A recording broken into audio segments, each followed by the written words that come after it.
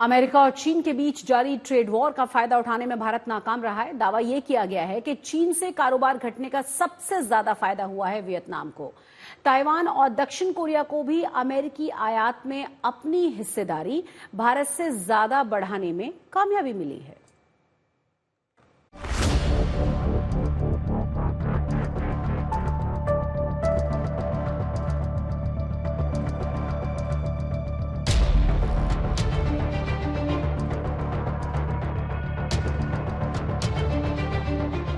America और चीन के बीच की दुश्मनी दुनिया से छिपी नहीं है।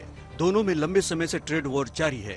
इसका फायदा उठाने के लिए तमाम देशों के साथ ही भारत ने भी अपने मैन्युफैक्चरिंग सेक्टर को बढ़ावा देने का काम किया है। लेकिन अब जो जानकारी सामने आई है उसके मुताबिक भारत को अमेरिकी व्यापार में चीन की हिस्सेदारी घटने का मामूली फायदा मिला है। इस ट्रेड वॉर का भारत से ज्यादा फायदा दूसरे एशियाई देशों ने उठाया है। ऑक्सफोर्ड इकोनॉमिक्स की स्टडी में दावा किया गया है कि 2017 और 2023 के बीच अमेरिकी आयात में भारत की कुल हिस्सेदारी 0.6 परसेंट पॉइंट्स बढ़कर 2.7% हो गई है, जबकि इस दौरान चीन का हिस्सा करीब 8% घटकर 14% से कम रह गया है। यानी चीन को जितना नुकसान हुआ है, भारत को उसका मामूली फायदा ही हाथ आया है। ट्रेड डाइवर्जन का सबसे बड़ा फायदा वियतनाम को हुआ है। इसका अमेरिकी आयात में कुल हिस्सा इस दौरान 1.7% से बढ़कर 3.7% हो गया है। ताइवान और दक्षिण कोरिया ने भी अमेरिकी आयात में अपनी हिस्सेदारी 1% और 0.7% बढ़ाकर भारत से बेहतर प्रदर्शन किया है।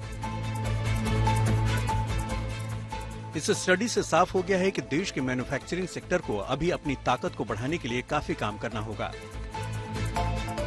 चिंता की बात यह है कि देश के मैन्युफैक्चरिंग सेक्टर का जीडीपी में हिस्सा एक दशक से भी ज्यादा समय से 17% पर स्थिर है। रिसर्च में कहा गया है कि अगर डोनाल्ड ट्रंप अमेरिका के राष्ट्रपति बने और चीनी सामानों पर 60% टैरिफ लगाते हैं तो भी भारत को इस बाजार में अपना हिस्सा बढ़ाने में मुश्किल हो सकती है।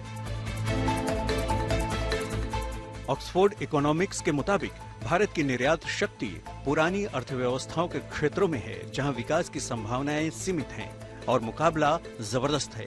भारत ने अमेरिका को इलेक्ट्रॉनिक निर्यात को बढ़ावा देने में काफी तरक्की की है, लेकिन चीन से पार्ट्स का आयात भी बढ़ा है, जिससे पता चलता है कि घरेलू मैन्युफैक्चरिंग में बहुत कम वैल्यू एडिशन हुआ है।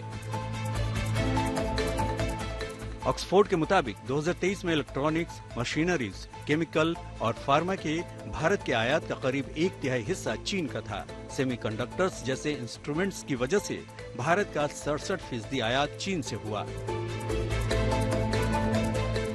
इसमें कहा गया है कि चीन में एफडीआई प्रवाह कम होने के बावजूद भारत वैश्विक प्रत्यक्ष विदेशी निवेश का एक बड़ा हिस्सा आकर्षित करने में सक्षम नहीं है। आदित्य के राणा, आज तक।